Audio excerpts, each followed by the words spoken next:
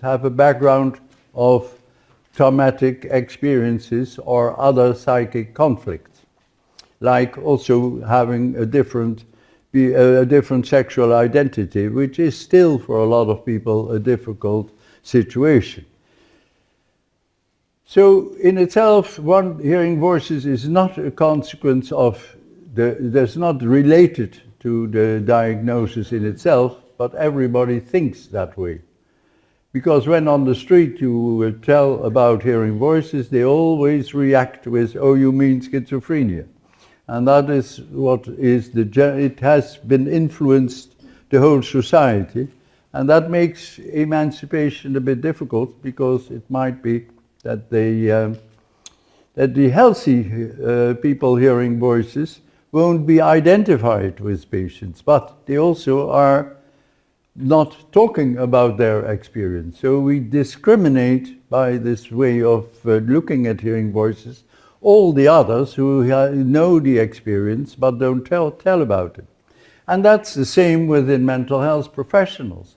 If you have 4% of all your people working in mental health hearing voices, then most of you will not talk about it, because you are a little bit afraid to be looked at as a patient and be not able to do your job. And there are only a few now who come forward, and that is the main step, I think, in emancipation, that those who are just healthy voice hearers come forward. And then we have to organize that in a way that they are not identified with the patients, because the patients are not patients because they hear voices, but are patients because they can't cope with their voices. And they have reasons they can't cope, because they can't cope with the very difficult problems they have survived. And that's reasonable to call them survivors, but not in the sense of an illness, but in the sense of troubles in their life. Now back to my master, the PowerPoint. So what I told you, our research, we discovered that the voices are common human variations, which by meeting people who never became patients, but also by the and mainly by the research, the epidemiological population surveys, in which we found, and others found, we didn't that, but Tien did it first in 1992 on a study of an American study in the population of 1987, and there he found this 4%, and one of his colleagues repeated and found the same number of people hearing voices without becoming patients. That's a very important thing to remember, for as well in relation to the patients who hear voices, because that's your argument to normalize it, and it's also your argument to give hope to the people, because it's very important to give hope, because now this diagnosis doesn't give much hope. So it's good that we also change that attitude. But then the second step is that this hearing voices, and that's the same for paranoia and the same for the social retreat, they are influencing each other. They are often connected to each other, but not because they are illness, but because when you hear voices, you need you logically ask yourself what's going on, and so you think about what could it be, and what could it be. You also recognize the voice of somebody, so you might tell that your voice is a voice, if you are open enough, but then most people are not open because never anybody listens to them. But if it is there anything wrong? No. Good idea. Yeah, somebody thinks, oh, that's nice. You think I'm getting a little bit harsh. Might well be. That's a real nurse. Eh? She feels it more early than I do. That's great.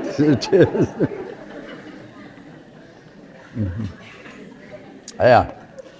So these common human variations have also a meaning in the life of the person, and that's more important than we realize. Because if an experience, first, you really hear these voices, then it's important it should be accepted by others.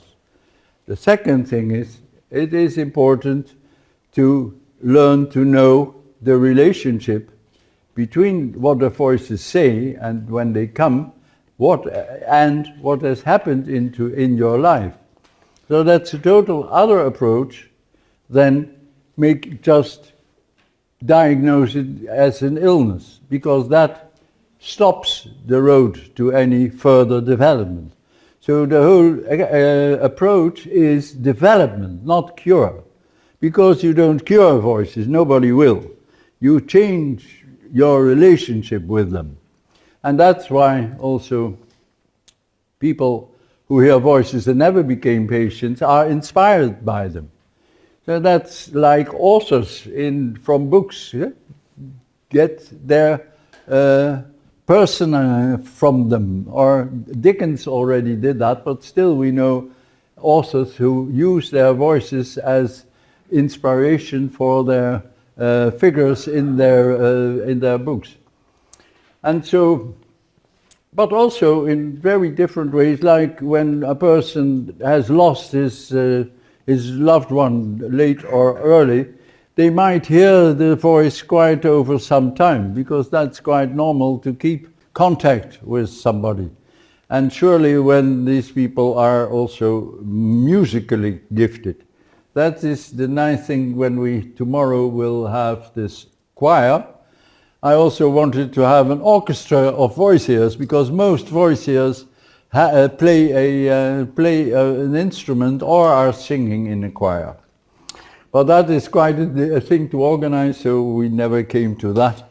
And I never found anyone who wanted to do that. But here in Ireland, I perceive they did a kind of thing like that. And what is naturally very important is that voices and the other symptoms have causes, while we don't know the cause of the schizophrenia disease. These facts was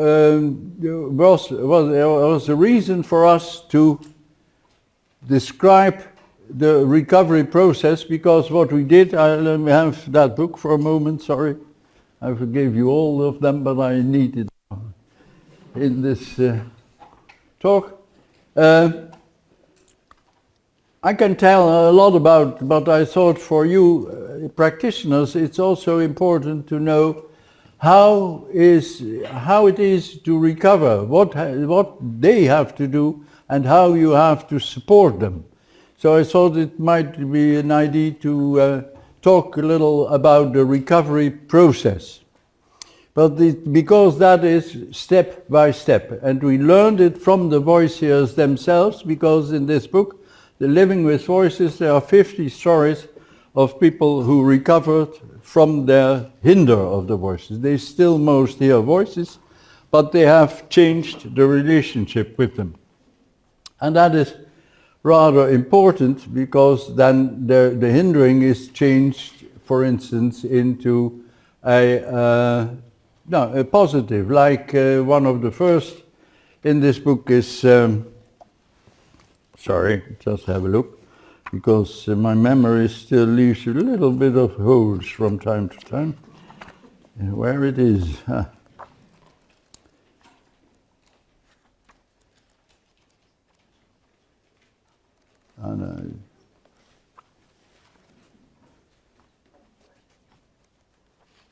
Yeah, that's a Swedish woman, Ami Ronitz, and she is on page 104.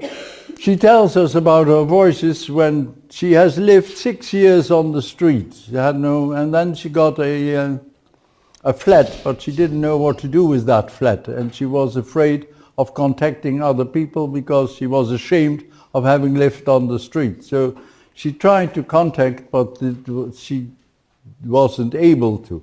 So she heard their voices of the neighbors, and those voices said, "What a mess you look like," or "What a mess is this flat." And so she perceived them as very negative and critical. And that was right, because after a while, when she learned to know the relationship between her voices and her problem in the time that she didn't have a relationship with the neighbors, then she discovered that these voices were right. When she got for the mirror, they said, "What a mess." So then she learned that she had to care more for herself to make contact with others. But that hadn't been necessary in the 6 years she was on the street. So these voices can be very helpful if you understand what they say. This is quite a clear example. Mostly it's more difficult to get to know what is, but it takes